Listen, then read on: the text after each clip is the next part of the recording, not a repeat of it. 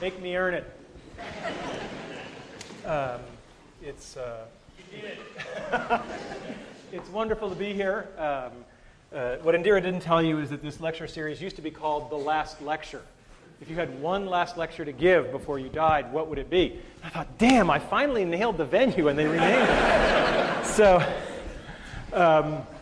in case there's anybody who wandered in and doesn't know the backstory, my dad always taught me when there's an elephant in the room, introduce them. If you look at my CAT scans, there are approximately 10 tumors in my liver, and the doctors told me 3 to 6 months of good health left. That was a month ago, so you can do the math. I have some of the best doctors in the world. So that is what it is. We can't change it, and we just have to decide how we're going to respond to that. We cannot change the cards we are dealt, just how we play the hand. If I don't seem as depressed or morose as I should be, sorry to disappoint you. And I assure you, I am not in denial. It's not like I'm not aware of what's going on. My family, my 3 kids, my wife, we just decamped. We bought a lovely house in Chesapeake, Virginia, near Norfolk, and we're doing that because that's a better place for the family to be down the road. And the other thing is I am in phenomenally good health right now. I mean, it's the greatest thing of cognitive dissonance you will ever see is the fact that I am in really good shape. In fact, I'm in better shape than most of you.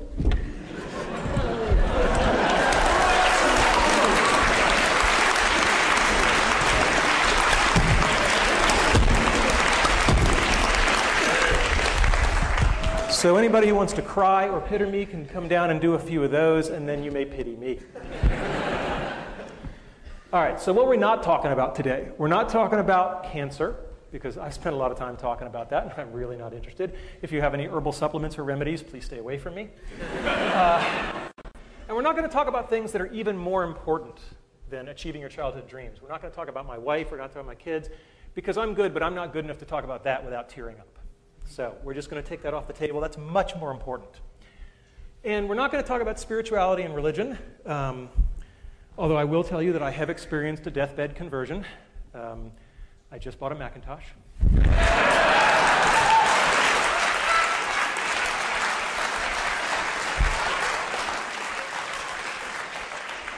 Now, I knew I'd get 9% of the audience with that, but... All right, so what is today's talk about then? It's about my childhood dreams and how I've achieved them. I've been very fortunate that way. How I believe I've been able to enable the dreams, of others. And to some degree, lessons learned. I'm a professor. There should be some lessons learned.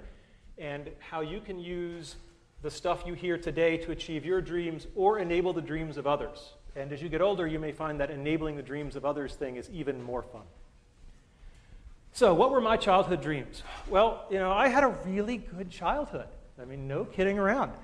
I was going back through the family archives, and what was really amazing was I couldn't find any pictures of me as a kid where I wasn't smiling, right? And that was just a very gratifying thing. There was our dog, right? Aw, thank you. And there I actually have a picture of me dreaming. Right? And I did a lot of that, There's a lot of wake-ups, it was an easy time to dream. I was born in 1960, right? When you're 8 or 9 years old and you look at the TV set and men are landing on the moon, anything is possible. And that's something we should not lose sight of, is that the inspiration and the permission to dream is huge. So what were my childhood dreams? You may not agree with this list, but I was there. Being in zero gravity, playing in the National Football League, authoring an article in the World Book Encyclopaedia. I guess you can tell the nerds early. Being Captain Kirk. Anybody here have that childhood dream? Not at CMU, no. I wanted to become one of the guys who won the big stuffed animals in the amusement park, and I wanted to be an Imagineer with Disney, right? These are not sorted in any particular order, although I think they do get harder, except for maybe the first one. Okay, so being in zero gravity. Now, it's important to have specific dreams. I did not dream of being an astronaut, because when I was a little kid, I wore glasses, and they told me, oh, astronauts can't have glasses. And I was like, I didn't really want the whole astronaut gig. I just wanted the floating. So, and as a child, prototype 0.0. But that didn't work so well. And it turns out that NASA has something called the Vomit Comet that they use to train the astronauts. And this thing does parabolic arcs. And at the top of each arc, you get about 25 seconds where you're ballistic, and you get about a rough equivalent of weightlessness for about 25 seconds. And there is a program where college students can submit proposals, and if they win the competition, they get to fly. And I thought that was really cool, and we had a team, and we put a team together, and they won, and they got to fly. And I was all excited because I was going to go with them. And then I hit the first brick wall, because they made it very clear that under no circumstances were faculty members allowed to fly with the teams. I know, I was heartbroken, right. I was like, but I worked so hard. And so I read the literature very carefully, and it turns out that NASA, it's part of their outreach and publicity program, and it turns out that these students were allowed to bring a local media journalist from their hometown.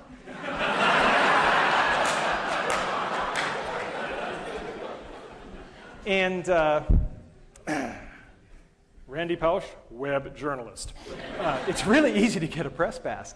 So I called up the guys at NASA, and I said, I need to know where to fax some documents. And they said, what documents are you going to fax us? So I said, my resignation as the faculty advisor and my application as the journalist. And he said, that's a little transparent, don't you think? And I said, yeah, but our project is virtual reality, and we're going to bring down a whole bunch of VR headsets, and all the students from all the teams are going to experience it, and all those other real journalists are going to get to film it. Jim Foley's going, you bastard, yes. And the guy said, here's the fax number. So, and indeed, we kept our end of the bargain, and that's one of the themes that you'll hear later on in the talk, is have something to bring to the table, right? Because that will make you more welcomed. And if you're curious about what zero gravity looks like, hopefully the sound will be working here. It's on. All right, go get him, Mozzie. This is fantastic. It's just amazing. It's nothing like I expected. We are having a great time. There I am. I don't think any of us have so far. This is awesome. You got one, Mozzie, that's good. You got a ball for you, Mons. You do pay the piper at the bottom. So, childhood dream number one? Check. All right, let's talk about football. My dream was to play in the National Football League. And most of you don't know that I actually no. No, I did not make it to the National Football League. But I probably got more from that dream and not accomplishing it than I got from any of the ones that I did accomplish. I had a coach. I signed up when I was 9 years old. I was the smallest kid in the league by far. And I had a coach, Jim Graham, who was 6'4". He had played linebacker at Penn State. He was just this hulk of a guy, and he was old school. Okay, I mean really old school. Like he thought the forward pass was a trick play.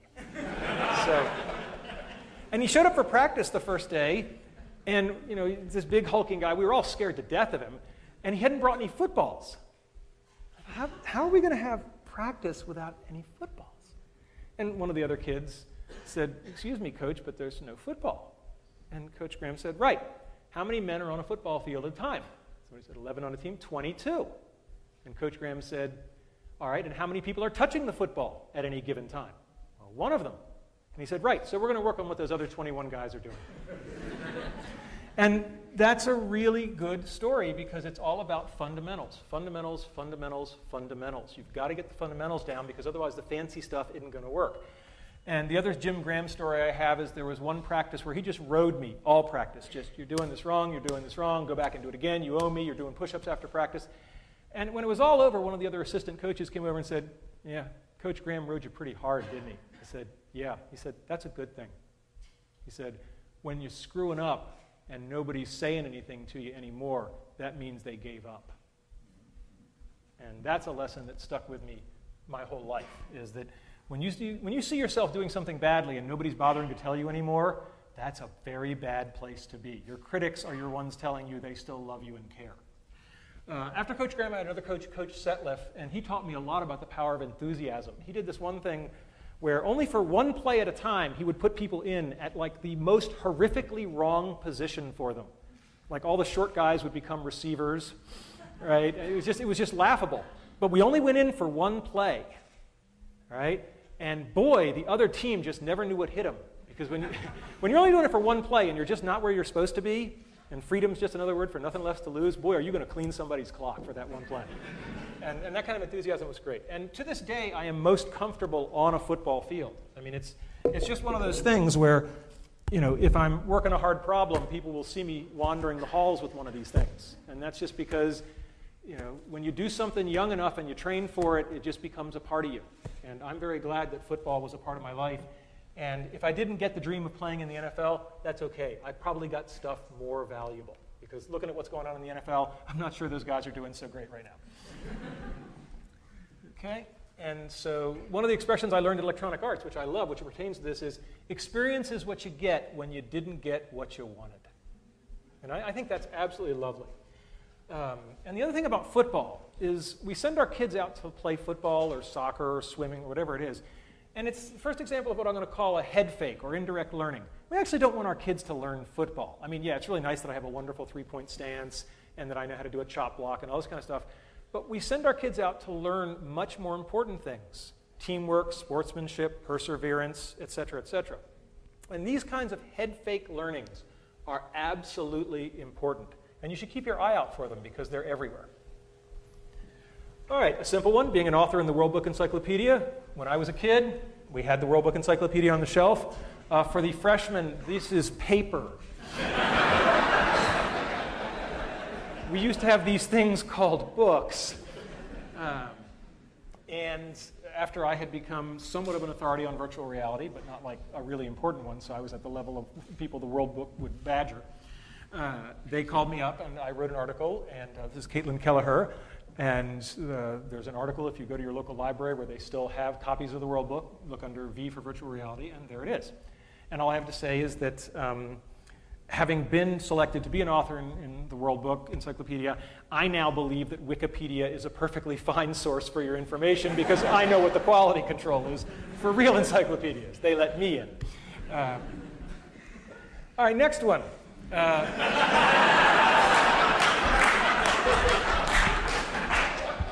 At a certain point, you just realize there's some things you're not going to do, so maybe you just want to stand close to the people. And, I mean, my God, what a role model for young people. I mean, just this is everything you want to be. And what I learned that carried me forward in leadership later is that, you know, he wasn't the smartest guy on the ship. I mean, Spock was pretty smart, and McCoy was the doctor, and Scotty was the engineer, and you sort of go, and what skill set did he have to get on this damn thing and run it? And, you know, clearly there's this skill set called leadership. And, you know, whether or not you like the series, there's no doubt that there was a lot to be learned about how to lead people by watching this guy in action. So, and he just had the coolest damn toys, right? I mean, my God, he, you know, I just thought it was fascinating as a kid that he had this thing and he could, you know, talk to the ship with it. Right? You know, I just thought that was just spectacular. And of course, now I own one and it's smaller. So that's kind of cool. So I got to achieve this dream. James T. Kirk, his alter ego, William Shatner, wrote a book, which I think was actually a pretty cool book. It was with Chip Walter, who is a Pittsburgh-based author who's quite good. And they wrote a book on basically the science of Star Trek, you know, what has come true. And they went around to top places around the country and looked at various things, and they came here to study our virtual reality setup. And so we built a virtual reality for him. It looked something like that. We put it in, put it to red alert. He was a very good sport. It's not like he saw that one coming. And it's really cool to meet your boyhood idol. But it's even cooler when he comes to you to see what cool stuff you're doing in your lab. And that was just a great moment. All right, winning stuffed animals. This may seem mundane to you, but when you're a little kid and you see the big buff guys walking around in the amusement park and they got all these big stuffed animals, right? And this is my lovely wife. And I have a lot of pictures of stuffed animals I've won. That's my dad posing with one that I won. I've won a lot of these animals. There's my dad. He did win that one, to his credit.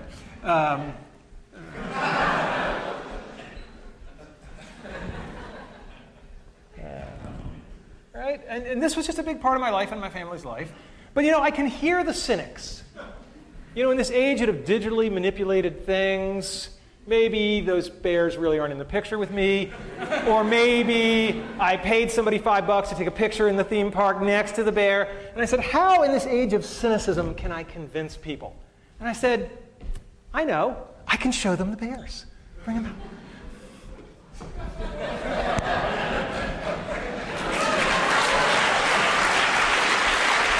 We can just put them right there. We just put them back against the wall. Disney. It's hard to hear you. Okay.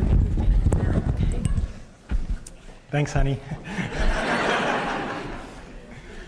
So here's some bears. We didn't have quite enough room in the moving truck down to Chesapeake, and anybody who'd like a little piece of me at the end of this, feel free to come up. First come, first serve. All right, my next one, being an Imagineer. This was the hard one. Believe me, getting to zero gravity is easier than becoming an Imagineer. When I was a kid, I was 8 years old, and our family took a trip cross-country to see Disneyland. And if you've ever seen the movie National Lampoon's Vacation, it was a lot like that. There's a quest. And these are real vintage photographs. And there I am in front of the castle, and there I am. And for those of you who are into foreshadowing, this is the Alice ride. And I just thought this was just the coolest environment I'd ever been in. And instead of saying, gee, I want to experience this, I said, I want to make stuff like this. And so I bided my time, and then I graduated with my PhD from Carnegie Mellon, thinking that meant me infinitely qualified to do anything. And I dashed off my letters of application to Walt Disney Imagineering, and they sent me some of the damn nicest go-to-hell letters I've ever gotten. It was just, we have carefully reviewed your application, and presently we do not have any positions available which require your particular qualifications. Now think about the fact that you're getting this from a place that's famous for guys who sweep the street, right? So that was a bit of a setback. But remember, the brick walls are there for a reason, right? The brick walls are not there to keep us out. The brick walls are there to give us a chance to show how badly we want something. Because the brick walls are there to stop the people who don't want it badly enough. They're there to stop the other people. All right, fast forward to 1991. We did a system back at the University of Virginia called Virtual Reality on $5 a day. Just one of those unbelievable, spectacular things. I was so scared back in those days as a junior academic. Jim Foley's here, and I just love to tell this story. He knew my undergraduate advisor, Andy Van Dam, and I'm at my first conference, and I'm just scared to death. And this icon in the user interface community walks up to me and just out of nowhere just gives me this huge bear hug, and he says, that was from Andy. And that was when I thought, okay, maybe I can make it, right? Maybe I do belong. And a similar story is that this was just this unbelievable hit because at the time everybody needed $500,000 to do virtual reality, and everybody felt frustrated. And we literally hacked together a system for about $5,000 in parts and made a working VR system. And people were just like, oh my God, it's like the Hewlett-Packard Garage thing. This is so awesome. And so I'm giving this talk, and the room has just gone wild. And during the Q&A, a guy named Tom Furness, who was one of the big names in virtual reality at the time, he goes up to the microphone and he introduces himself. And I didn't know what he looked like, but I sure as hell knew the name. And he asked a question. And I was like, I'm sorry, did you say you're Tom Furness? And he said, yes. I said, then I would love to answer your question, but first, will you have lunch with me tomorrow? And there's a lot in that little moment, right? There's a lot of humility, but also asking a person where he can't possibly say no.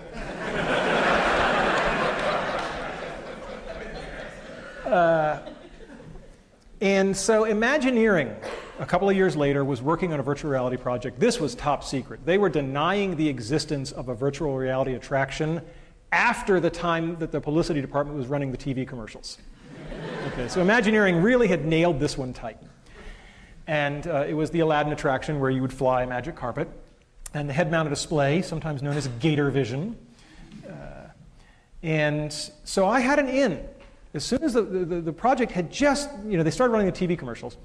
And I had been asked to brief the Secretary of Defense on the state of virtual reality. Okay, Fred Brooks and I had been asked to brief the Secretary of Defense. And that gave me an excuse. So I called them up, I called Imagineering, and I said, look, I'm briefing the Secretary of Defense. I'd like some materials on what you have, because it's one of the best VR systems in the world. And they kind of pushed back, and I said, look, is all this patriotism stuff in the parks a farce? And they're like, okay. They said, but the PR department doesn't, this is so new, the PR department doesn't have any footage for you, so I'm going to have to connect you straight through to the team who did the work. Jackpot. Right? So I find myself on the phone with a guy named John Snoddy, who is one of the most impressive guys I have ever met. And he was the guy running this team, and it's not surprising they had done impressive things. And so he sent me some stuff. We talked briefly. He sent me some stuff, and I said, hey, I'm going to be out in the area for a conference shortly. Would you like to get together and have lunch? Translation, I'm going to lie to you and say that I have an excuse to be in the area so I don't look too anxious. But I would go to Neptune to have lunch with you. And so John said, sure. And I spent something like 80 hours talking with all the VR experts in the world, saying, if you had access to this one unbelievable project, what would you ask? And then I compiled all of that, and I had to memorize it, which anybody who knows me knows that I have no memory at all, because I couldn't go in looking like a dweeb with, hi, question 72, right? So I went in, and this was like a 2-hour lunch, and John must have thought he was talking to, some phenomenal person, because all I was doing was channeling Fred Brooks and Ivan Sutherland and Andy Van Damme and people like that, and Henry Fuchs. So it's pretty easy to be smart when you're parroting smart people. And at the end of the lunch with John, I sort of, as we say in the business, made the ask. And I said, I have a sabbatical coming up. And he said, what's that? The beginnings of the culture clash. And so I talked to him about the possibility of coming there and working with him. And he said, well, that's really good, except, you're in the business of telling people stuff, and we're in the business of keeping secrets. Right? And then what made John Snoddy was he said, but we'll work it out. Right? Which I really loved. The other thing that I learned from John Snoddy, I could do easily an hour-long talk just on what have I learned from John Snoddy. One of the things he told me was that wait long enough and people will surprise and impress you. He said, when you're pissed off at somebody and you're angry at them, you just haven't given them enough time. Just give them a little more time, and they'll almost always impress you. And that really stuck with me. I think he's absolutely right on that one. To make a long story short, we negotiated a legal contract. It was going to be the first, some people referred to it as the first and last paper ever published by Imagineering. But the deal was I go, I provide my own funding, I go for 6 months, I work with a project, we publish a paper. And then we meet our villain. I can't be all sweetness and light because I have no credibility. Somebody's head's going to go on a stick. Turns out that the person who gets his head on the stick is a dean back at the University of Virginia. His name is not important. Let's call him Dean Wormer.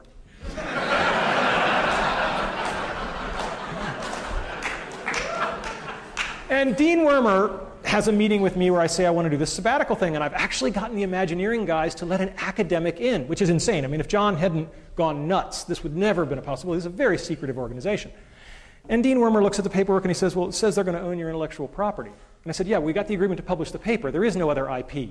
I don't do patentable stuff. And he says, yeah, but you might. So deal's off, and just get him to change that little clause there, and then come back to me. I'm like, excuse me? And then I said to him, I want you to understand how important this is. If we can't work this out, I'm going to take an unpaid leave of absence, and I'm just going to go there, and I'm going to do this thing. And he said, hey, I might not even let you do that. I mean, you got the IP in your head already, and maybe they're going to suck it out of you, so that's not going to fly either.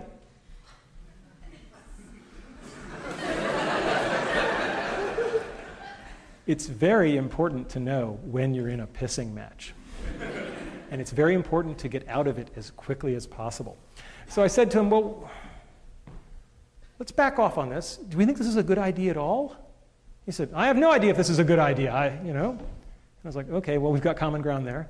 Then I said, well, is this really your call? Isn't this the call of the dean of sponsored research, if it's an IP issue? And he said, yeah, that's true. I said, so if he's happy, you're happy? Yeah, then I'd be fine. Like Wile E. Coyote, a little. And I find myself in Gene Block's office, who's the most fantastic man in the world. And I start talking to Gene Block, and I say, let's start at the high level, since I don't want to have to back out again.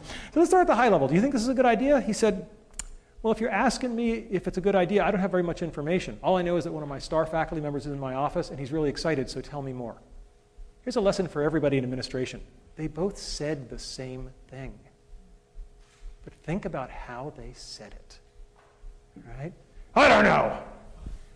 Well, I don't have much information, but one of my star faculty members is here, and he's all excited, so I want to learn more. They're both ways of saying I don't know, but boy, there's a good way and a bad way. So anyway, we got it all worked out. I went to Imagineering, sweetness and light, and all's well that ends well. Some brick walls are made of flesh. So I worked on the Aladdin project. It was absolutely spectacular. I mean, just unbelievable. Here's my nephew Christopher. This was the apparatus. You would sit on this sort of motorcycle type thing, and you would steer your magic carpet, and you would put on the head-mounted display. The head-mounted display was very interesting. It had two parts, and it was a very, very clever design. To get throughput through, the only part that touched the guest's head was this little cap, and everything else clicked onto it, all the expensive hardware. So you could replicate the caps because they were basically free to manufacture. And this is what I really did, as I was a cap cleaner during this event. I loved Imagineering. It was just a spectacular place. Just spectacular. Everything that I had dreamed. I love the model shop. People crawling around on things the size of this room that are just big physical models. It was just an incredible place to walk around and be inspired. I'm always reminded of when I went there and people said, do you think the expectations are too high? And I said, you ever see the movie Charlie and the Chocolate Factory, Willy Wonka and the Chocolate Factory, where Gene Wilder says to the little boy Charlie, he's about to give him the chocolate factory, he says, well, Charlie, did anybody ever tell you the story of the little boy who suddenly got everything he ever wanted? Charlie's eyes get like saucers, and he says, no, what happened to him? Gene Wilder says, he lived happily ever after. Okay, so working on the Aladdin VR, I described it as a once in every 5 years opportunity, and I stand by that assessment. It forever changed me. It wasn't just that it was good work and I got to be a part of it, but it got me into the place of working with real people and real HCI, user interface issues. Most HCI people live in this fantasy world of white-collar laborers with PhDs and master's degrees, and until you got ice cream spilled on you, you're not doing field work, right? And more than anything else, from John Snoddy, I learned how to put artists and engineers together, and that's been the real legacy.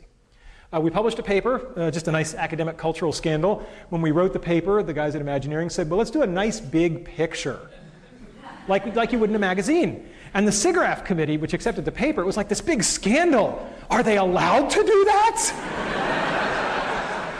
There was no rule.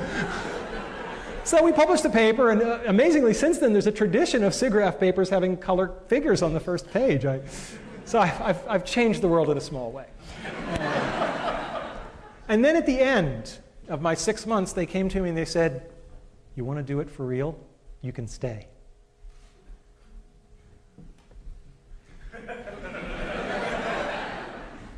And I said no. One of the only times in my life I have surprised my father. He was like, you what?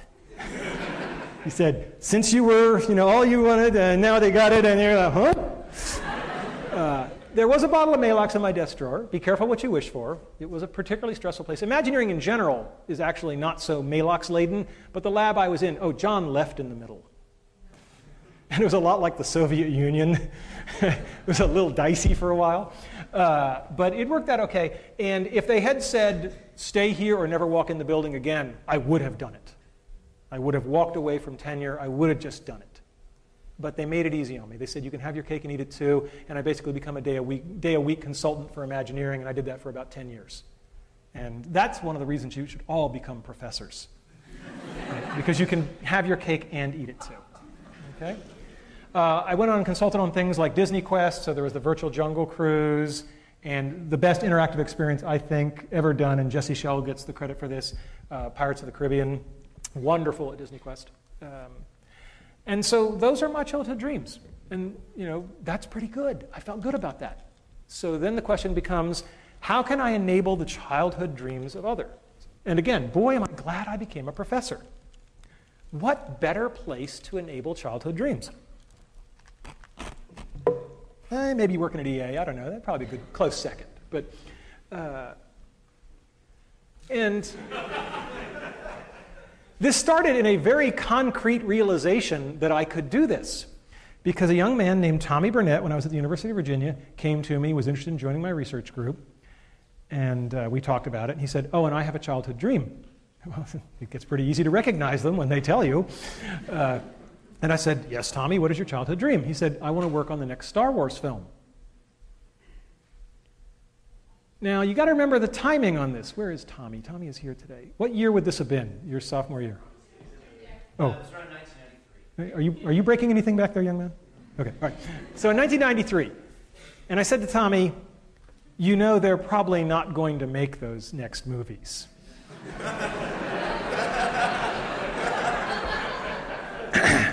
And he said, no, they are.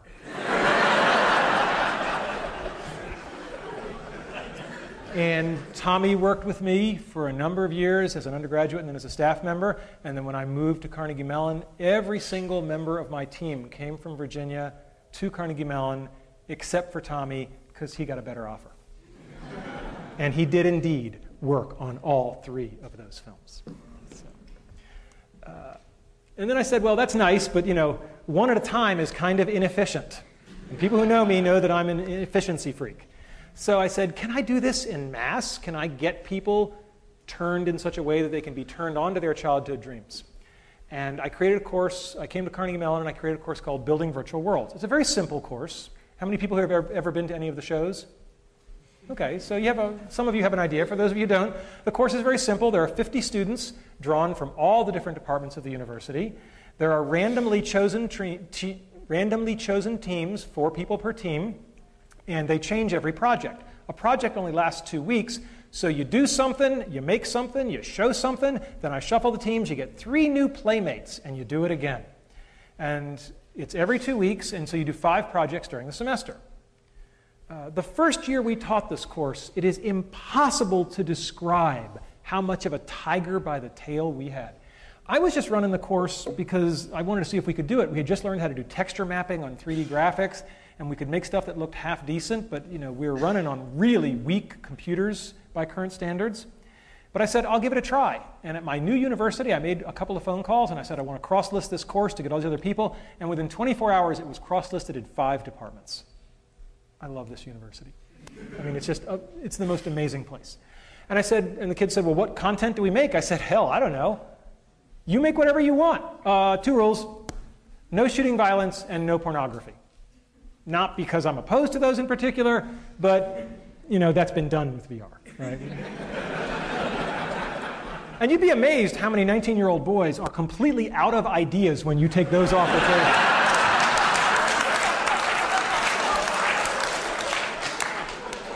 Anyway, so I taught the course.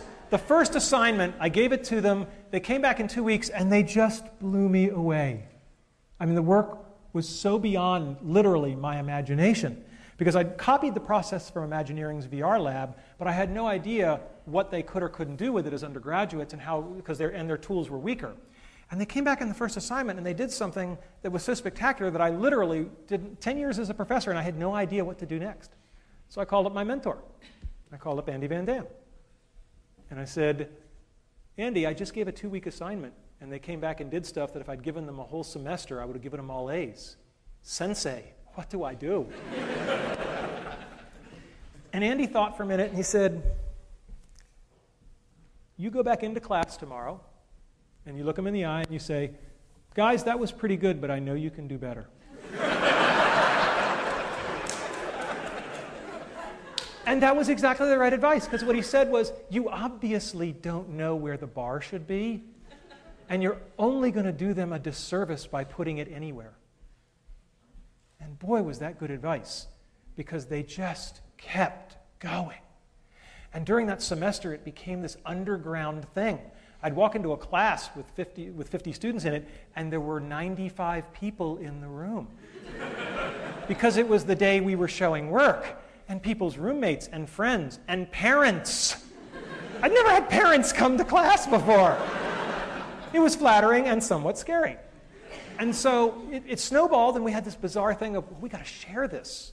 If there's anything I've been raised to do, it's to share. And I said, we got to show this at the end of the semester. We got to have a big show. And we booked this room, Economy. I have a lot of good memories in this room. And we booked it not because we thought we could fill it, but because it had the only AV setup that would work, because this was a zoo, right? Computers and everything. And then we filled it. And we more than filled it. We had people standing in the aisle. I will never forget the dean at the time, Jim Morris, was sitting on the stage right about there. We had to kind of scoot him out of the way. And the energy in the room was like nothing I'd ever experienced before. And President Cohen, Jerry Cohen, was there, and he sensed the same thing. He later described it as like an Ohio State football pep rally, except for academics. And he came over and he asked exactly the right question. He said, before you start, he said, I got to know, where are these people from? He said, the audience, what departments are they from? And we polled them, and it was all the departments. And I felt very good, because I had just come to campus, he had just come to campus, and my new boss had seen in a very corporal way that this is the university that puts everybody together. And that made me feel just tremendous. So we did this campus-wide exhibition. People perform down here. They're in costume, and we project just like this, and you can see what's going on. You can see what they're seeing in the head mount. There's a lot of big props. So there's a guy whitewater rafting. This is Ben and E.T., and yes, I did tell them if they didn't do the shot of the kids biking across the moon, I would fail him. That is a true story. And I thought I'd show you just... so I thought I'd show you just one world. And if we can get the lights down, if that's at all possible. No. Okay, that means no. All right. All right, we'll just do our best then. Oh, hello there. I'm lonely. Make me a world. Make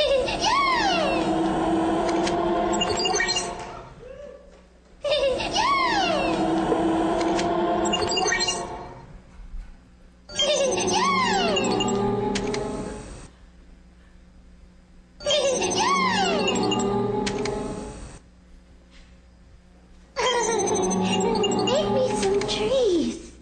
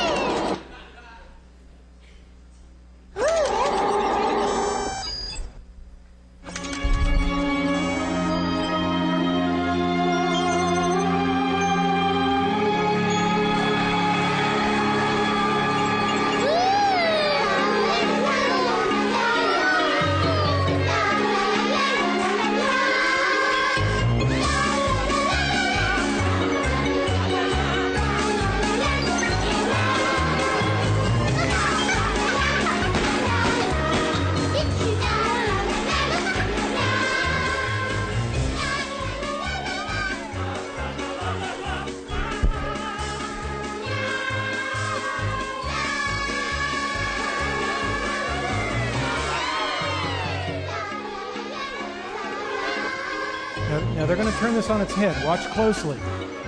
The world doesn't want to go on to the next thing in the show. So she's ready to move on, and it's not.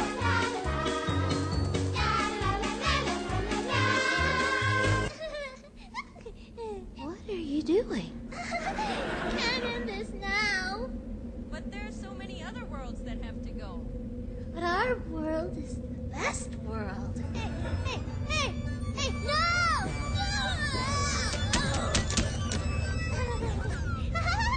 Here I am! We're gonna shut you down.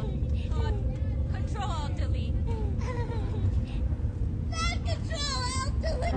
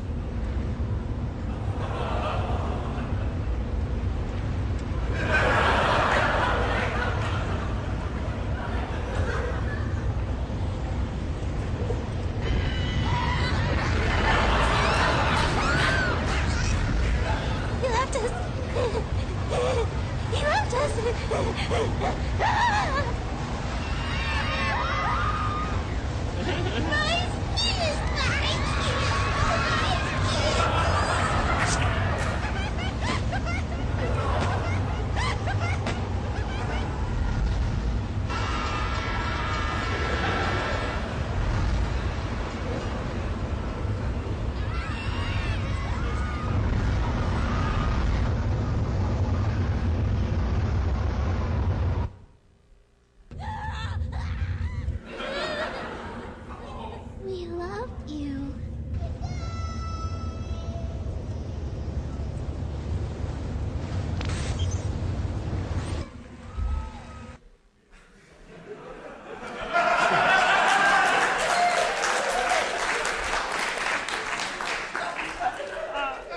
It was an unusual course with some of the most brilliant, creative students from all across the campus.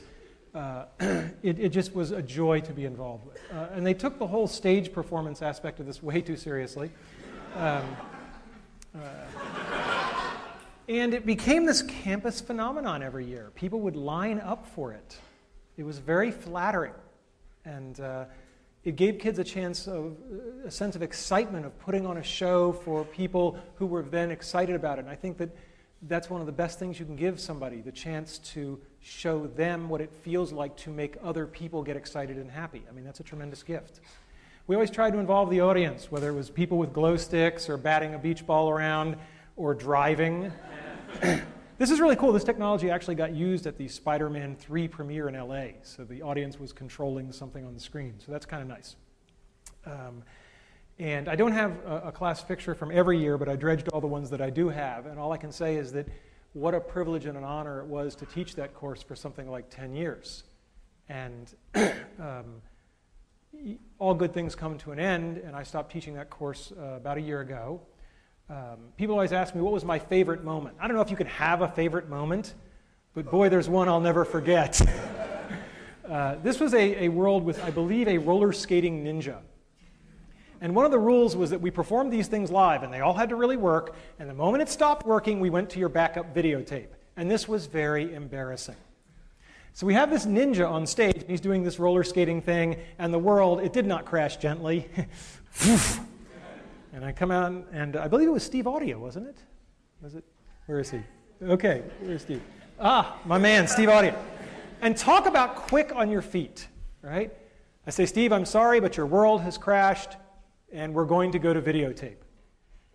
And he pulls out his ninja sword and says, I am dishonored! Wah! And just drops.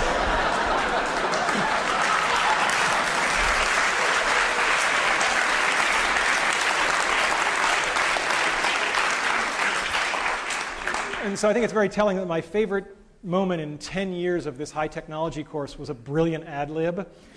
And then when the videotape is done and the lights come up, he's lying there lifeless and his teammates drag him off. It was really a fantastic moment.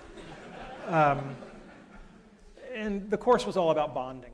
People used to say, well, you know, what's going to make for a good world? I said, I can't tell you beforehand, but right before they present it, I can tell you if the world's good just by the body language. If they're standing close to each other, the world is good. All right?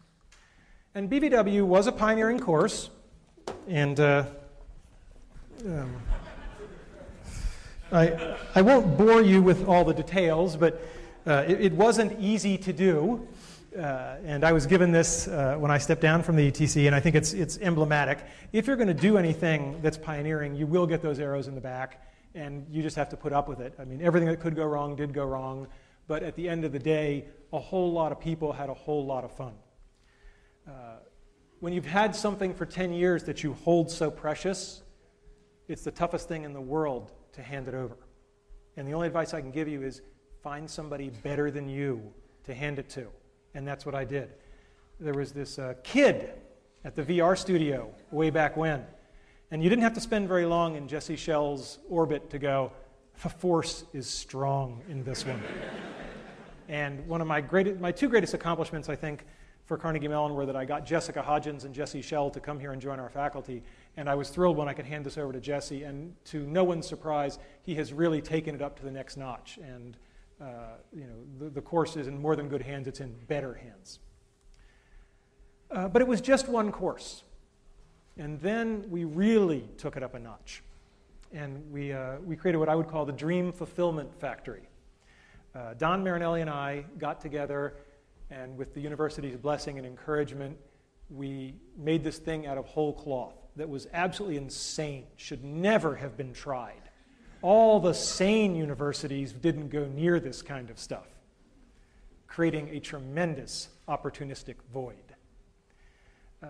So the Entertainment Technology Center was all about artists and technologists working in small teams to make things. It was a 2-year professional master's degree. And Don and I were two kindred spirits. We're very different. Anybody who knows us knows that we're very different people. And we like to do things in a new way. And the truth of the matter is that we're both a little uncomfortable in academia. I used to say that I'm uncomfortable as an academic because I come from a long line of people who actually worked for a living. So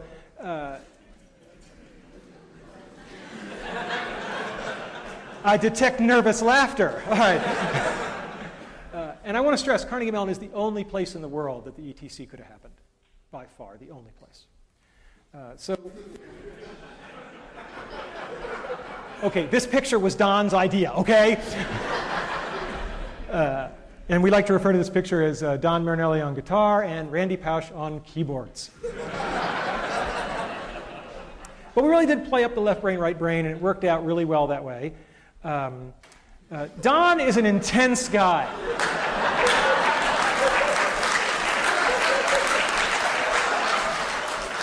And Don and I shared an office. And at first it was a small office. We shared an office for 6 years. Right? Now, those of you who know Don know he's an intense guy. Right? And, given my current condition, somebody was asking me, this is a terrible joke, but I'm going to use it anyway. Because I know Don will forgive me. Somebody said, given your current condition, have you thought about whether you're going to go to heaven or hell? And I said, I don't know, but if I'm going to hell, I'm due 6 years for time served. But I kid. Sharing an office with Don was really like sharing an office with a tornado, right?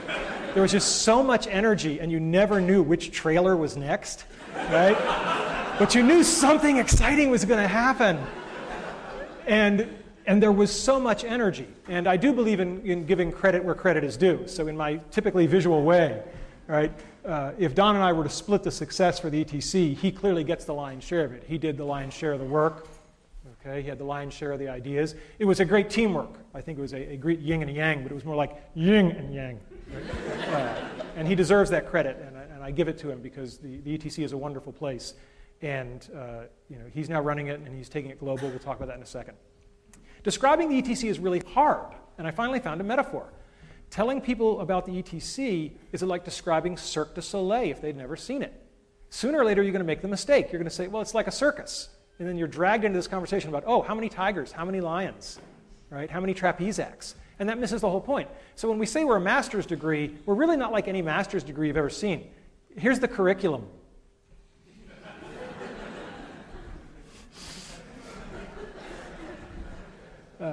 The curriculum ended up looking like this. All I want to do is visually communicate to you that you do 5 projects in building virtual worlds, then you do 3 more. All of your time is spent in small teams making stuff. None of that book learning thing. Don and I had no patience for the book learning thing. It's a master's degree. They already spent 4 years doing book learning. Right? By now, they should have read all the books. The keys to success were that Carnegie Mellon gave us the reins. Completely gave us the reins. We had no deans to report to. We reported directly to the provost, which is great because the provost is way too busy to watch you carefully. We were given explicit license to break the mold. It was all project-based. It was intense. It was fun. And we took field trips. Every spring semester in January, we'd take all 50 students in the first-year class, and we'd take them out to shots at Pixar. We'd take them to Pixar, Industrial Light and Magic. And, of course, when you got guys like Tommy there acting as host, right, it's pretty easy to get entree to these places. So we did things very, very differently. The kind of project students would do, we did a lot of what we'd call edutainment.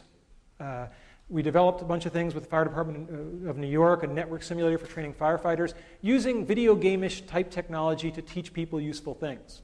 That's not bad. Companies did this strange thing. They put in writing, we promise to hire your students. I've got the EA and Activision ones here. I think there are now, how many? 5? I was going to say, Drew knows, I bet. So there are 5 written agreements. I don't know of any other school that has this kind of written agreement with any company. And so that's a real statement. And these are multiple-year things. So they're agreeing to hire people for summer internships that we have not admitted yet. That's a pretty strong statement about the quality of the program. And Don, as I said, he's crazy. And I mean that in a wonderful, complimentary way. He's doing these things where I'm like, oh my God. He's not here tonight because he's in Singapore, because there's going to be an ETC campus in Singapore. There's already one in Australia, and there's going to be one in Korea. So this is becoming a global phenomenon. So I think this really speaks volumes about all the other universities. It's really true that Carnegie Mellon is the only university that can do this. We just have to do it all over the world now. Okay? One of the big success about the ETC is teaching people about focus. Oh, now I hear the nervous laughter from the students. I had forgotten the delayed shock therapy effect of these bar charts.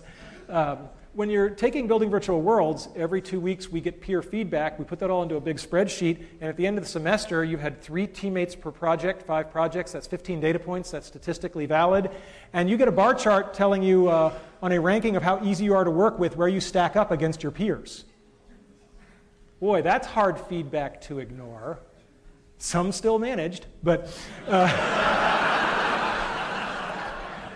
But for the most part, people looked at that and went, wow, I gotta pick it up a notch. I better start thinking about what I'm saying to people in these meetings. And that is the best gift an educator can give, is to get somebody to become self-reflective. So the ETC was wonderful, but even the ETC, and even as Don scales it around the globe, it's still very labor-intensive. It's not Tommy 1 at a time. It's not a research group 10 at a time. It's 50 or 100 at a time per campus times 4 campuses. But I wanted something infinitely scalable, right? Scalable to the point where millions or tens of millions of people could chase their dreams with something. And, I guess that kind of a goal really does make me the Mad Hatter. So Alice is a project that we've worked on for a long, long time. It's a novel way to teach computer programming. Kids make movies and games. The head fake. Again, we're back to the head fakes. Best way to teach somebody something is to have them think they're learning something else. All right? I've done it my whole career. And the head fake here is that they're learning to program, but they just think they're making movies and video games. This thing has already been downloaded well over 1 million times. There are 8 textbooks that have been written about it. 10% of US colleges are using it now. And it's not the good stuff yet. The good stuff is coming in the next version. Okay? I, like Moses, get to see the promised land, but I won't get to set foot in it. And that's okay, because I can see it. And the vision is clear. Millions of kids having fun while learning something hard. That's pretty cool. I can deal with that as a legacy. The next version is going to come out in 2008. It's going to be teaching the Java language if you want them to know they're learning Java. Otherwise, they'll just think that they're writing movie scripts. We're getting the characters from the best-selling PC game in history, The Sims. And this is all already working in the lab. So there's no real technological risk. I don't have time to thank and mention everybody in the Alice team, but I just want to say that Dennis Cosgrove is going to be building this, has been building this. He is the designer. It's his baby. And for those of you who are wondering, well, in some number of months, who should I be emailing about the Alice project? Where's Wanda Dan? Oh, there you are. Stand up. Let them all see you. Everybody say, hi, Wanda.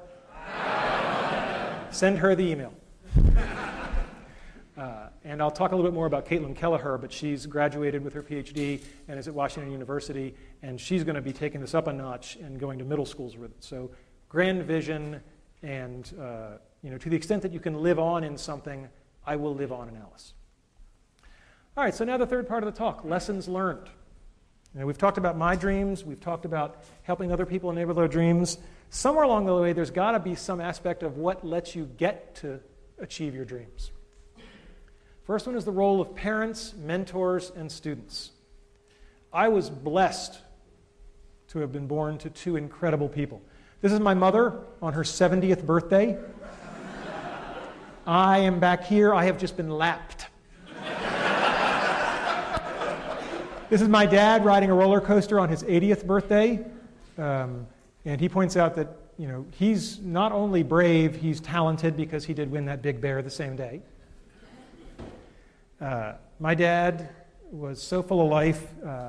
Anything with him was an adventure. I don't know what's in that bag, but I know it's cool. My dad dressed up as Santa Claus, but he also did very, very significant things to help lots of people.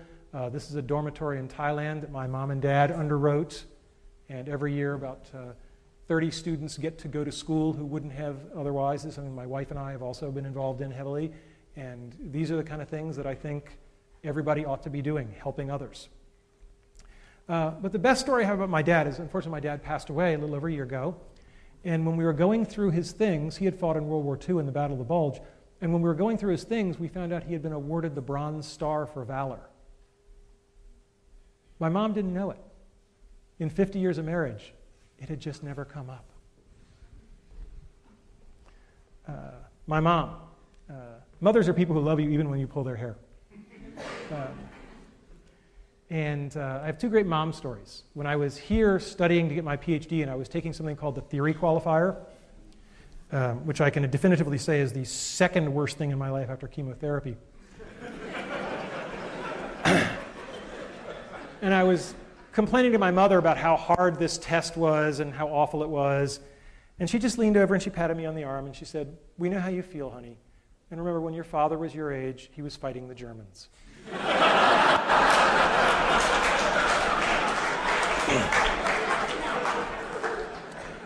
After I got my PhD, my mother took great relish in introducing me as, "This is my son. He's a doctor, but not the kind who helps people."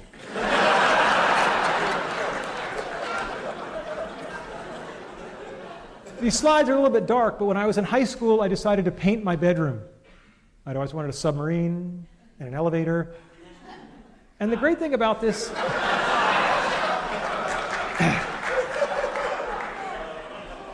What can I say?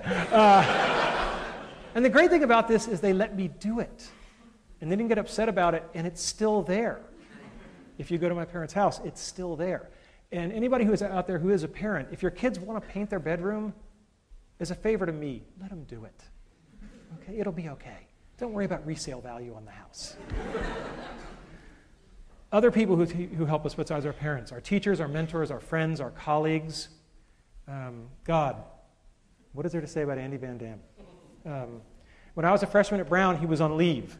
And all I heard about was this Andy Van Dam. He was like a mythical creature. Like a centaur, but like a really pissed off centaur. And everybody was like really sad that he was gone, but kind of more relaxed. And I found out why, because I started working for Andy. I was a teaching assistant for him as a sophomore, and I was quite an arrogant young man. And I came into some office hours, and of course it was 9 o'clock at night, and Andy was there at office hours, which is your first clue as to what kind of professor he was. And I come bounding in, and I'm going to save the world. There are all these kids waiting for help. Da-da-da-da-da-da. And afterwards, Andy literally Dutch uncle. He is Dutch, right? He Dutch uncled me, and he put his arm around my shoulders. And we went for a little walk, and he said, "Randy, it's such a shame that people perceive you as so arrogant, because it's going to limit what you're going to be able to accomplish in life." What a hell of a good way to word you're being a jerk. Right? He doesn't say you're a jerk. He says people are perceiving you this way, and he says the downside is it's going to limit what you're going to be able to accomplish. When I got to know Andy better, the beatings became more direct. But I could tell you Andy stories for a month, but the one I will tell you is that when it came time to start thinking about what to do after graduating from Brown, it had never occurred to me in a million years to go to graduate school, just out of my imagination. It wasn't the kind of thing people from my family did. We got, say, what do you call them, jobs.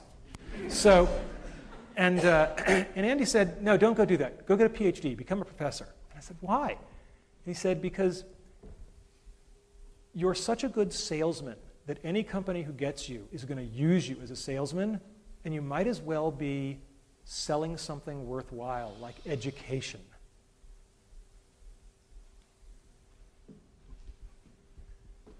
Thanks.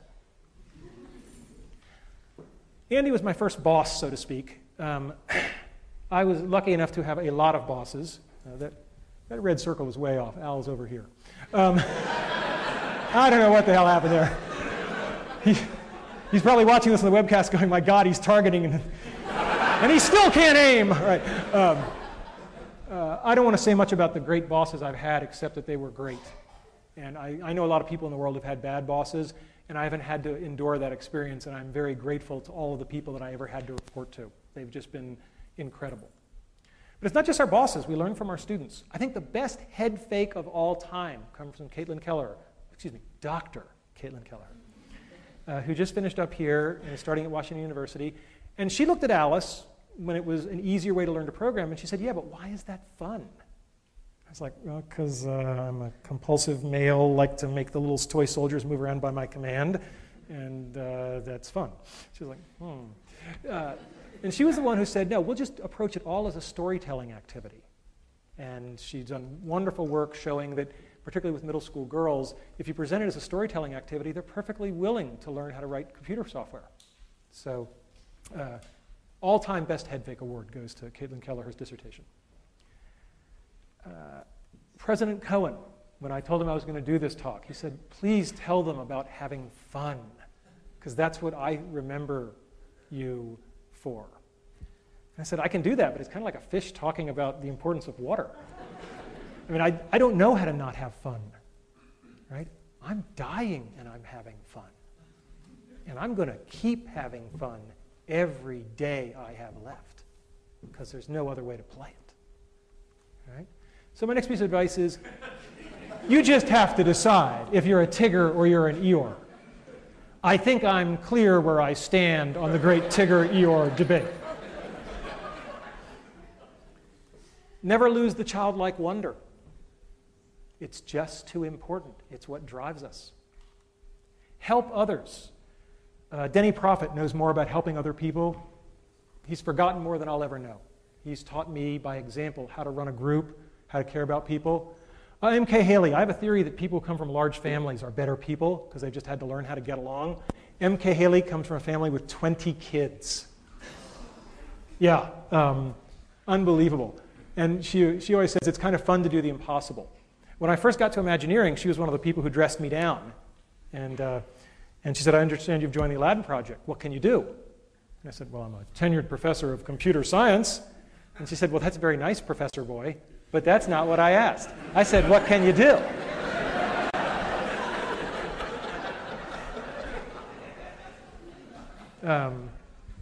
And, you know, I mentioned sort of my working class roots.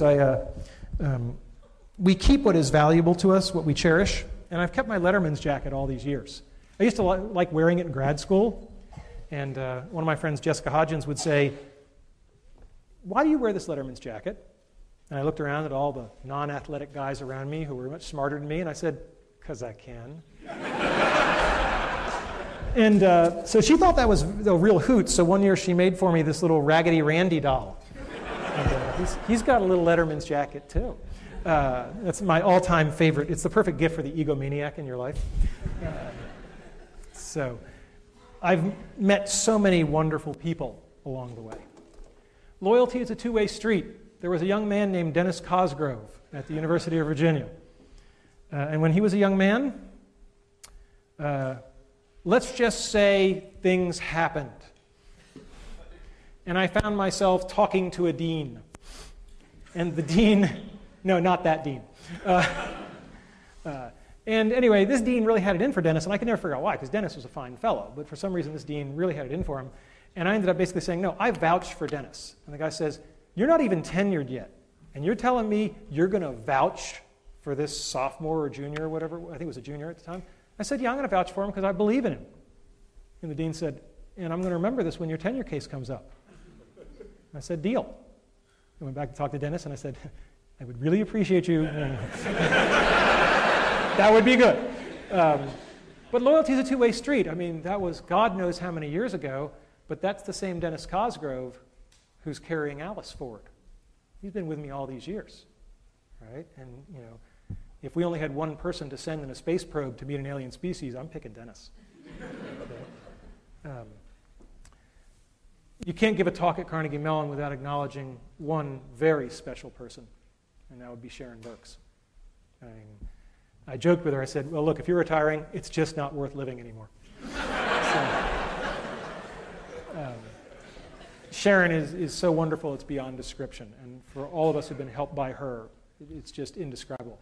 I love this picture because it puts her together with Syl. And Syl is great because Syl gave the best piece of advice, pound for pound, that I have ever heard. And I think all young ladies should hear this. Syl said, it took me a long time, but I finally figured it out.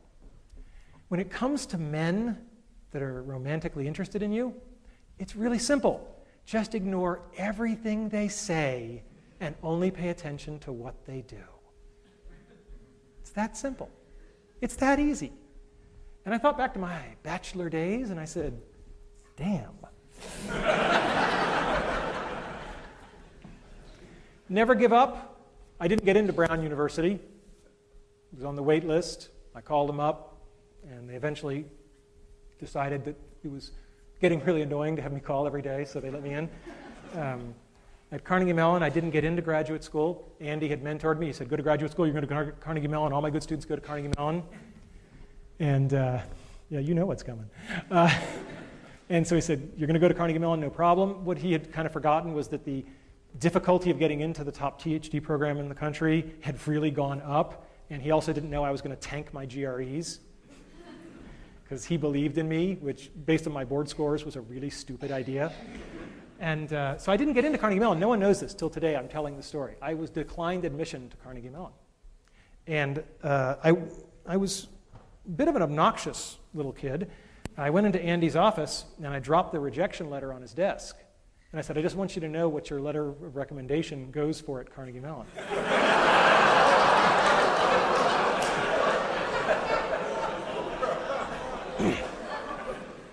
And before the letter had hit his desk, his hand was on the phone, and he said, I will fix this. And I said, no, I don't want to do it that way. That's not the way I was raised.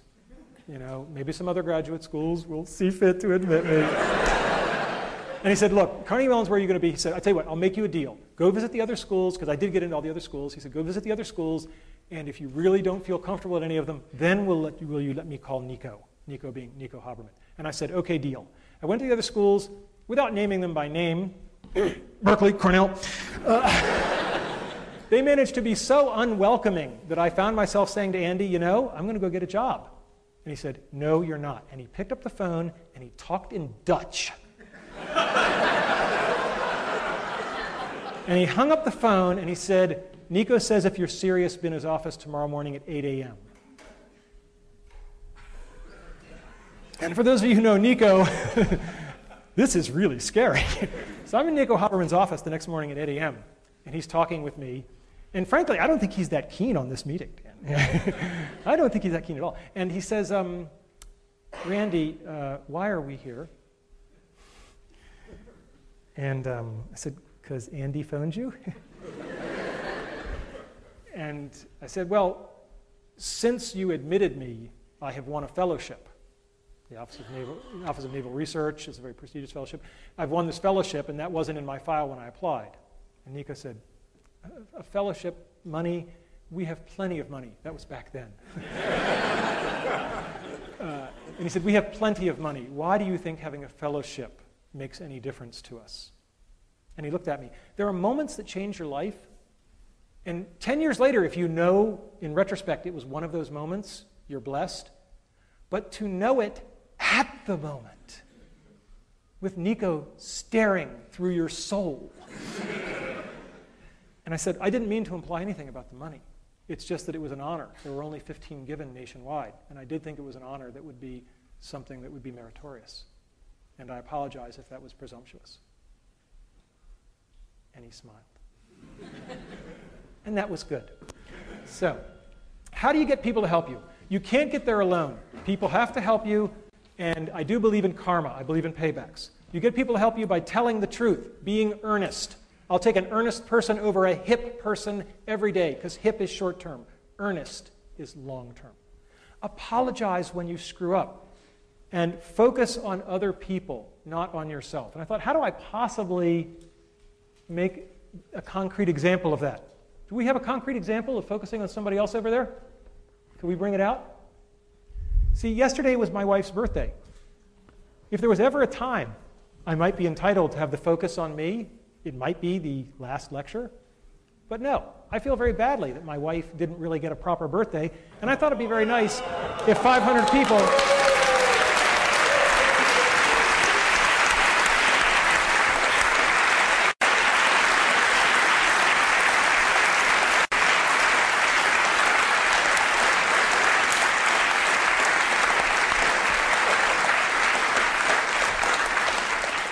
Happy birthday to you.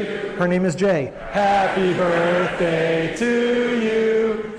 Happy birthday, dear Jay. Happy birthday to you.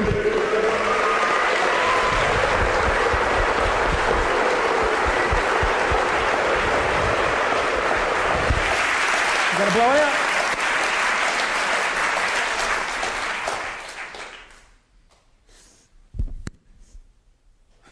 All right.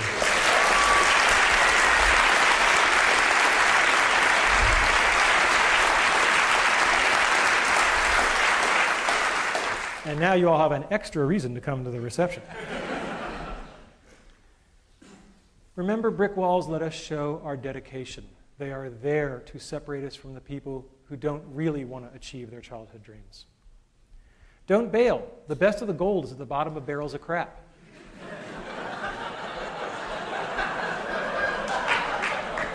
What Steve didn't tell you was the big sabbatical at EA. I'd been there for 48 hours, and they loved the ETC. We were the best. We were the favorites. And then somebody else pulled me aside and said, oh, by the way, we're about to give $8 million to USC to build a program just like yours. We're hoping you can help them get it off the ground.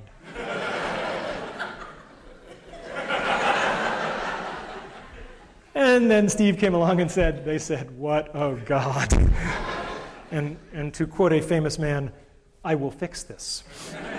And he did. Steve has been an incredible partner, and we have a great relationship, personal and professional, and he has certainly been point man on getting a gaming asset to help teach millions of kids. And, that's just incredible. But, it certainly would have been reasonable for me to leave 48 hours into that sabbatical, but it wouldn't have been the right thing to do. And when you do the right thing, good stuff has a way of happening. Get a feedback loop and listen to it. Your feedback loop can be this dorky spreadsheet thing I did, or it can just be one great man who tells you what you need to hear. The hard part is the listening to it. Anybody can get chewed out, right? It's the rare person who says, oh my God, you're right, as opposed to, no, wait, the real reason is, right? We've all heard that. When people give you feedback, cherish it and use it. Show gratitude. When I got tenure, I took all of my research team down to Disney World for a week. And one of the other professors at Virginia said, how can you do that? I said, these people just busted their ass and got me the best job in the world for life. How could I not do that? Right? Don't complain, just work harder. All right? It's a picture of Jackie Robinson. It was in his contract not to complain even when the fans spit on him. All right? Be good at something. It makes you valuable. Work hard. People, I got tenure a year early, as Steve mentioned. Junior faculty members used to say to me, wow, you got tenure early. What's your secret? I said, it's pretty simple. Call me any Friday night in my office at 10 o'clock and I'll tell you. Find the best in everybody. One of the things that John Snoddy, as I said, told me is that you might have to wait a long time, sometimes years, but people will show you their good side. Just keep waiting, no matter how long it takes. No one is all evil. Everybody has a good side. Just keep waiting. It will come out. And be prepared. Luck is truly where preparation meets opportunity. So today's talk was about my childhood dreams, enabling the dreams of others, and some lessons learned. But did you figure out the head fake? It's not about how to achieve your dreams. It's about how to lead your life. If you lead your life the right way, the karma will take care of itself. The dreams will come to you. Have you figured out the second head fake? Talk's not for you. It's for my kids. Thank you all. Good night.